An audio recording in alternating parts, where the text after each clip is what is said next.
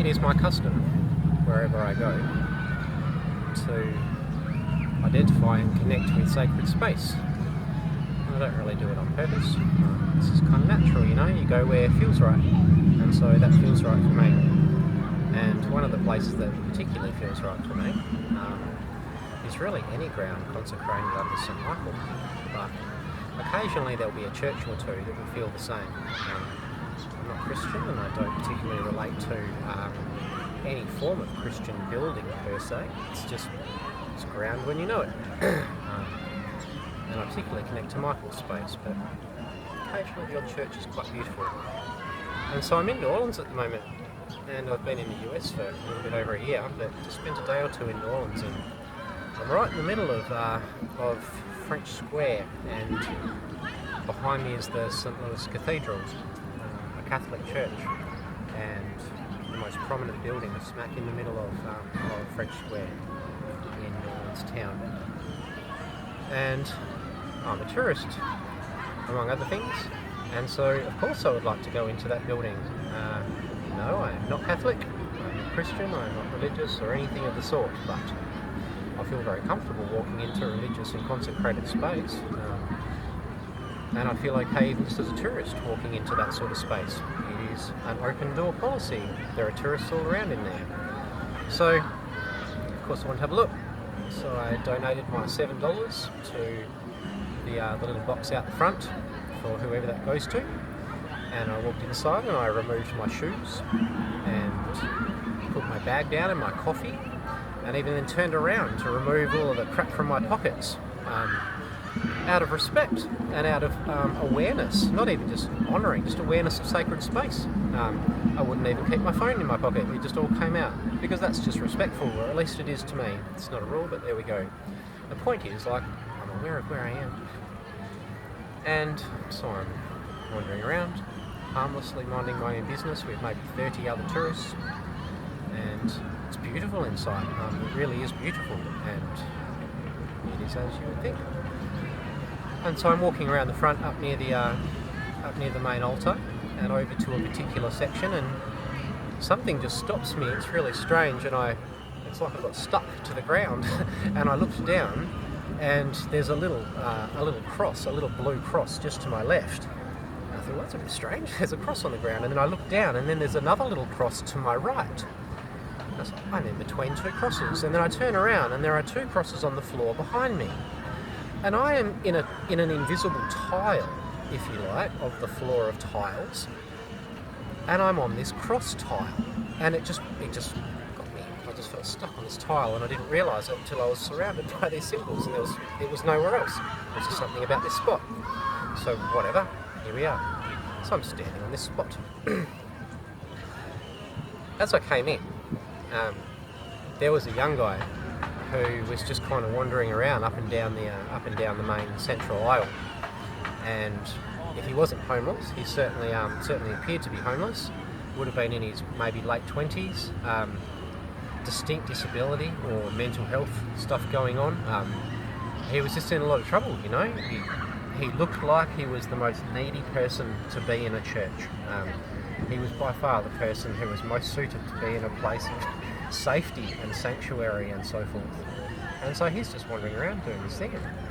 We pass each other as I'm walking, but now I find myself in this tile in between these symbols in this space, and so I'm just standing here relatively glued to the spot. And this young man is still just wandering, and wanders past me, and we make eye contact, and he just starts talking to me. And the sadness, and I couldn't really understand what he was saying between his very thick New Orleans drawl and his intellectual disability and all of these other things, just the trauma that is pouring out of this young man's face. I can't really understand what he's saying, but I get the impression from the story that he's telling me that he acquired this disability or this injury from just getting so beaten from his older brother day to day growing up, and that at some point either he or someone that he saw put a gun to his brother's head and blew it off. And so he's conveying this story to me, and I can't even really understand him, but he's been absolutely butchered his entire life by his older brother, and he saw his brother's head get blown off. Whether he did it or not, I still couldn't really decipher. But it gives you a bit of a sense of where this young man's at, and he's in trouble. And so I'm listening to him, and I'm just standing there talking to him. Listening to him talking at me, and just letting him speak and letting this pour out. And I don't really think about where I am or anything like that. I just do what I do. And so I find myself on the ground. I'm on my knees. And I've got his hand, and I put my hand to his chest. Because he's got so much grief and so much trauma. And we're just talking. Like, we are just talking in this beautiful chapel, and there's people everywhere, and it's safe, and like everything's fine. No one's even talking loudly, you know.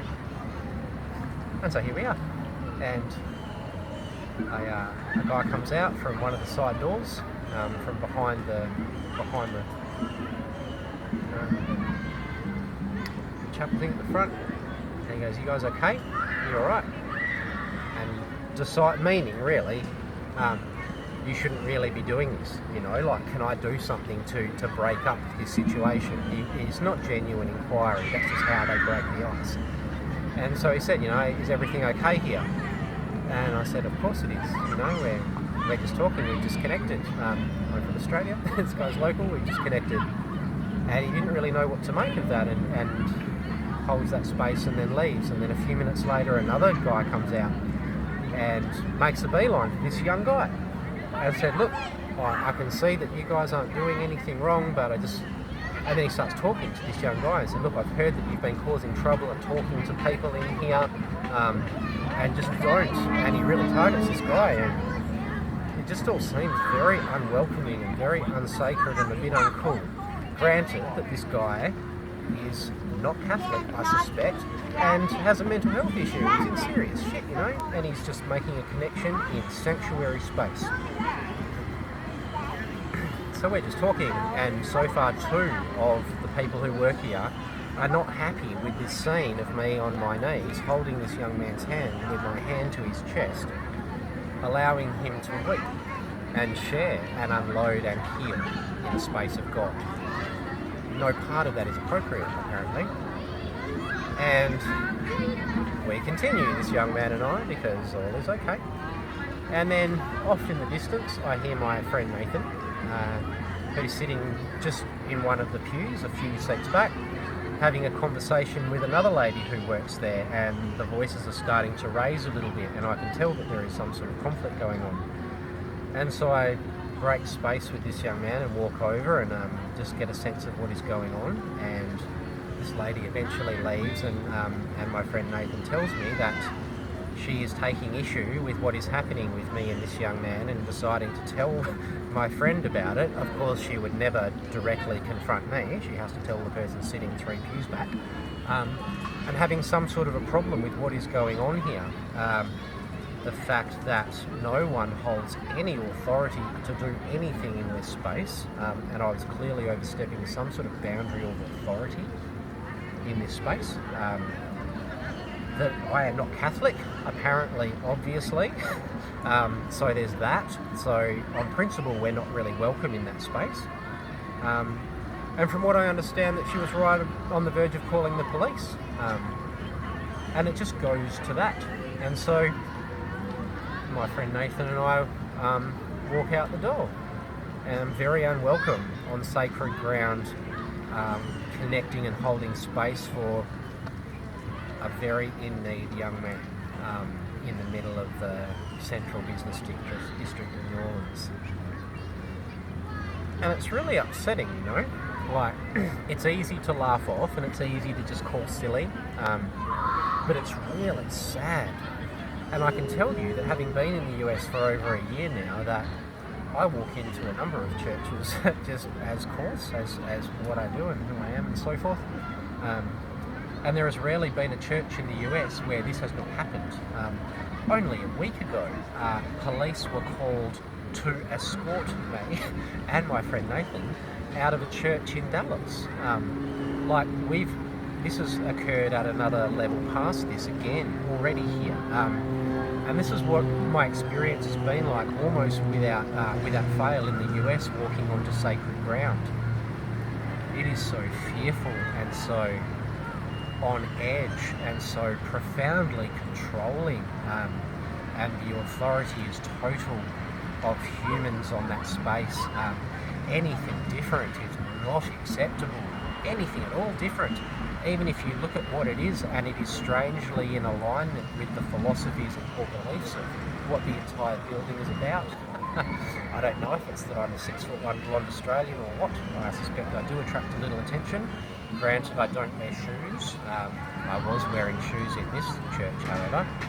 But, you know, in full respect of all of that and what that entails, I guess at the end of the day, it's sacred ground, it's sanctuary, and unless you are remotely hurting anybody, really nobody has any right to say anything to you, unless you're being disrespectful or harmful, and that is never the case. I just needed to share this story, because it seems to be happening consistently in the US on sacred ground, and it is shameful and embarrassing and disgusting, and if I could define the word sacrilegious in an act, I have been watching sacrilegious acts on sacred ground every time I've walked onto one in this place, and it hurts my heart. So here we are. I have 2 more weeks in the US, and I will be walking onto other sacred spaces. And we'll just see what happens, you know. But I can tell you that I don't walk on the sacred ground in Australia with this sort of rubbish, nor any other country I've ever been in.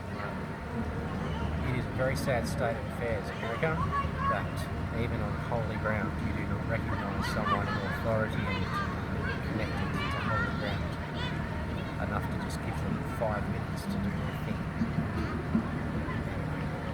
This is my story from New Orleans. I wanted to share it because it was particularly upsetting